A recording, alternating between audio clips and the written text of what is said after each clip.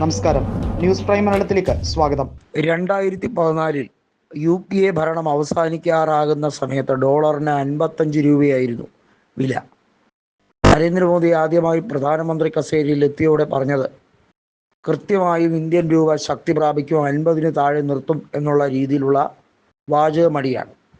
വാചകമടിക്കാനും തള്ളാനും മോദി കഴിഞ്ഞിട്ടേ ലോകത്ത് ആരെങ്കിലും ഉള്ളൂ എന്നുള്ളത് അദ്ദേഹം അന്വർത്ഥമാക്കിയ കാര്യമാണ്. വലിയ തോതിലുള്ള തള്ളുകൾ പിന്നീട് തുടങ്ങിയതാണ്. അതെല്ലാം ജനങ്ങൾ കണ്ടതാണ്. വിദേശ കള്ളപ്പണം ഓരോരുത്തരുടെയും ബാങ്ക് അക്കൗണ്ടിലേക്ക് കൊണ്ടുവന്ന് നിറയ്ക്കുമെന്ന് പറഞ്ഞു തുടങ്ങി നിരവധിയായ തള്ളുകൾ. ഈ രാജ്യത്ത് സർക്കുലേറ്റ് ചെയ്യുന്ന നോട്ടുകൾ നിരോധിച്ചുകൊണ്ട് കള്ളപ്പണം തടയുകയാണ്, സാധാരണക്കാരന് ഇതിൻ്റെ ആനുകൂല്യം കിട്ടുമെന്ന് പറഞ്ഞുകൊണ്ട് എത്തി. ഉത്തരേന്ത്യൻ സംസ്ഥാനങ്ങളിൽ പലയിടത്തും കിലോമീറ്ററുകൾ താണ്ടിയാൽ മാത്രമാണ് ഒരു ബാങ്കിൻ്റെ ബ്രാഞ്ച് കാണാൻ കഴിയുന്നത്. അങ്ങനെ വിശന്ന് വലഞ്ഞ് പലരും കുഴഞ്ഞു വീണ സാഹചര്യവും ഇന്ത്യ നേരിടേണ്ടി വന്നു.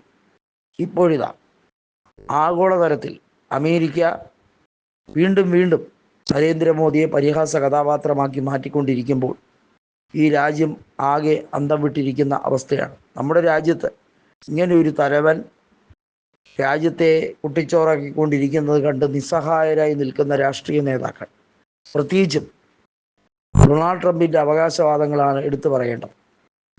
താരിഫുമായി ബന്ധപ്പെട്ട വിഷയത്തിൽ ഇന്ത്യയുടെ ഇറക്കുമതി അമേരിക്ക താരിഫ് കുത്തനെ കൂട്ടിയതും അമേരിക്കയുടെ ഇറക്കുമതിയിൽ എന്നാൽ ബദൽ സംവിധാനം നടപ്പിലാക്കാത്തതും ഭയം കൊണ്ടാണ് എന്നുള്ള രീതിയിൽ ഡൊണാൾഡ് ട്രംപ് നരേന്ദ്രമോദിയെ പരസ്യമായി കളിയാക്കി.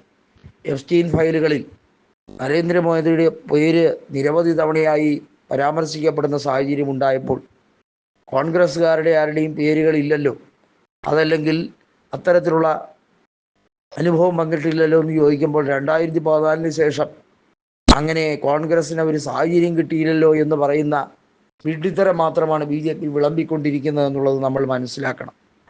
യാഥാർത്ഥ്യം എന്താണെന്ന്, സത്യം എന്താണെന്ന് മനസ്സിലാക്കാതെ വെറും മിഥ്യാധാരണകളുമായി ഇറങ്ങുന്ന കുറേയധികം തലച്ചോറ് പ്രവർത്തിക്കാൻ കഴിയാത്ത അല്ലെങ്കിൽ ശേഷി നഷ്ടപ്പെട്ടു പോയ കുറേ BJPക്കാരാണ്.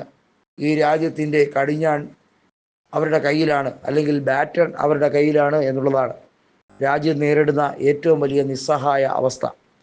ധനകാര്യ വിഭാഗത്തെ കുട്ടിച്ചോറാക്കിക്കൊണ്ട് നിർമ്മലാ സീതാരാമൻ താൻ അജയ്യായ നേതാവാണെന്ന് സ്വയം പ്രഖ്യാപിച്ചുകൊണ്ട് മുന്നേറുമ്പോൾ ഇടത്തരം കർഷകരുടെയും ഇടത്തരം ബിസിനസ്സുകാരുടെയും സംരംഭങ്ങൾ, സ്റ്റാർട്ടപ്പുകൾ കുത്തനെ തകർന്ന് തകിടം മറിയുന്ന ഒരു കാഴ്ചയാണ് നമ്മൾ രാജ്യത്ത് കണ്ടുകൊണ്ടിരിക്കുന്നത്. ED എന്നതും കസ്റ്റംസ് റെയ്ഡ് എന്നതും ഒക്കെ സാധാരണക്കാരുടെ ജീവിതത്തിൽ മാത്രം വെല്ലുവിളികളാകുന്ന സംഭവ വികാസങ്ങളാക്കി അവർ മാറ്റിക്കഴിഞ്ഞിരിക്കുന്നു. എന്നിട്ടാണ് അവർ പറയുന്നത് സബ്കെ സാത്ത് സബ്കെ വികാസ് എന്ന്.